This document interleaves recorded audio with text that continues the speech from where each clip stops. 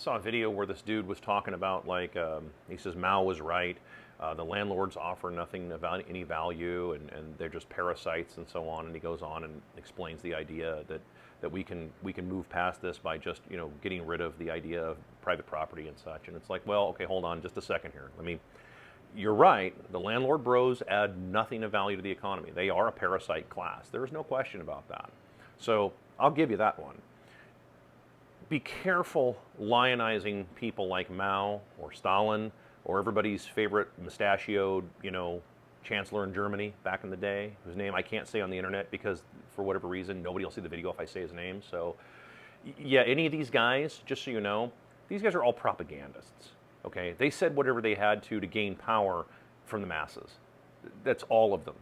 Okay, that fit into this category. Don't confuse ideologies or what you think are ideologies with guys that are just thinking that, well, if we do it my way, then it's going to work out every single time. Notice that all three of these so-called systems that existed, these so-called economic systems, and they were not economic systems, all three of them had one thing in common. Printed money out of nothing. Conjured out of nothing, right? And people feel good about this stuff in the very beginning. Well, of course they do.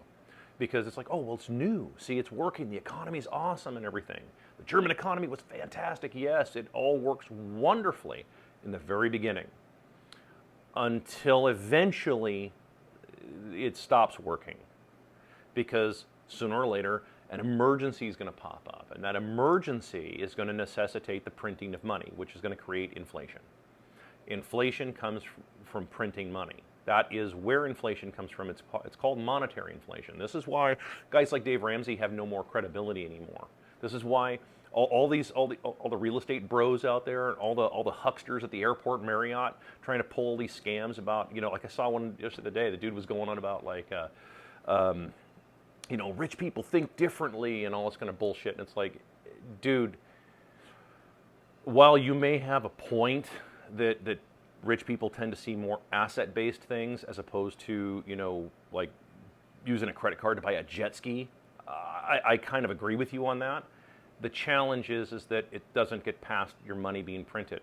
Your talent, your skills, your abilities have nothing to do with nothing any longer when you're printing money out of nothing. That all goes away. It's just who has access to cheap money and credit at the fountainhead. That's it. That's all that matters at that point. So it stops mattering how talented you are or how hard a work you do or what your quality of work is. I know tons of people that do extremely high quality work and no one can afford them anymore, right? And so many of them are just saying, fuck it, I'm just going to go do whatever I want to do. This is how it works when your currency effectively collapses. And this has been a long time in coming. So while I empathize with the guy who did that original video talking about how Mao was right and everything, like, look, they also, unalived millions of business owners, of small business owners, not giant corporate behemoths. No, small business owners. They unalived millions of those, both in China and in Russia, that later became the Soviet Union. You have to know the history on some of this stuff. And it's because these governments, the political class take over and they start making promises to a bunch of people. And many of you young people, let me talk to you millennials and Zoomers, particularly you Zoomers, you're getting moved into checkmate and you don't even know it. You don't have enough experience in the world to know what's being done to you. Some of you do, very few of you. I've talked to a few of them that actually do see what's coming. But most you're being moved into checkmate. You're starting to get into saying, yeah, we want more government, we want more regulation, we want more laws, because the first 80 million laws didn't work. No.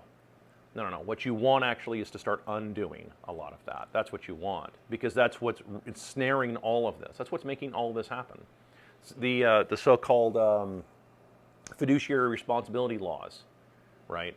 Fiduciary responsibility laws means that what it says is that the CEOs have to constantly do stuff that's completely destructive to the country and completely destructive to everything, as long as it's profitable for the shareholders, right? You need to kind of get rid of that shit. You get rid of things like, reinstating Glass-Steagall, for example, and getting rid of the idea of banks being able to just use deposit money to do investments, right? These are the kinds of things that are actually terrible. And of course, this can all be solved completely, all of it can be solved by just going back to hard currency, actual hard currency, and no more paper nonsense, no more currency printed from nothing, right? That's because that's really the problem. That's actually the real issue of what's caused all of these problems that you're seeing, all of it, even all the goddamn illegals. There's no way to subsidize people if you have to come up with hard currency. And I've said this a couple of times, but all these rich people, the billionaire class out there, all these super duper rich people, most of these people, when you start looking at how much money they have in comparison to actual hard assets, they have nothing. Most of them are fucking broke. Most of them, don't have anything in terms of real wealth. All they're doing is controlling everything. Well, and the control exists because of all the laws, right? Whenever you create a law, you create a business, right? That's why I did a whole video on this where I talked about the so-called laws, right? Where it's like most laws exist because somebody got rich and now they want to stay rich. So then the idea is create a bunch of laws to force everybody else to not do what you just did to get rich. That is the majority of what you're seeing right now. So, you want to actually undo a lot of that stuff. You want to actually have a free market, an actual free market, not this chicken shit that you're seeing right now. And the best way you keep a free market, by the way, is with hard currency. And you don't start because see, eventually, if you try to do the government way, right? This is talking to you younger people who are saying we want ism. I'm telling you, does it really matter if the means of production are owned by a giant faceless mega corporation or a giant faceless mega government? The outcome is the same. The outcome is the same. The thing is that most of you have this delusion that you're all going to be a blue shirt, right? It's called the blue shirt deception, or that's what I call it anyway. It's the blue shirt deception, okay? It's where you believe that you're going to be a blue shirt on Star Trek, right? The guys who always seem to make it back to the ship just in time to tell the story. The red shirts, not so much. And you all believe that. There's a whole bunch of people who believe that because that's how your brain operates. Your brain is designed to do that, by the way, just so you know. It's I can't remember what that's actually called, but it's a function of the human mind to see itself as valuable, because it has to. That's how you stay alive, right? See, if it doesn't see itself as valuable, then you quickly wither away, right? So your brain does this thing where it wants to see you as super valuable and superior. It's not a bad thing. It just is what it is. Okay, so when you figure this out, right, when you start to look inward to yourself and go, okay, well, what if I was a red shirt? What would I want?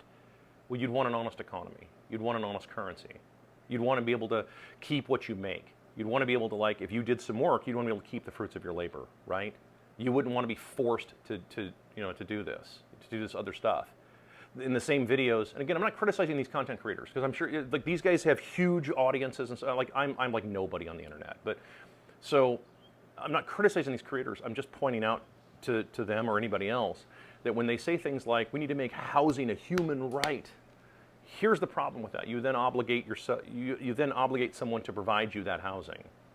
How would you feel if I said, well, hey, I mean, you need to wake up and do a bunch of shit for me because I'm obligating you to my service? You'd say, dude, that's slavery. Yeah, exactly. So, no. What you can say is, hey, you can have common law. And I know nobody wants to talk about common law because common law is such an old and well-established thing, but it's the truth. It just means that if you're not using that land, then someone can just come along and take it, and they can put a fence around it, build a house, and start using it. That's actual common law, right? And the bankers don't want to see that happen because then, what do they need?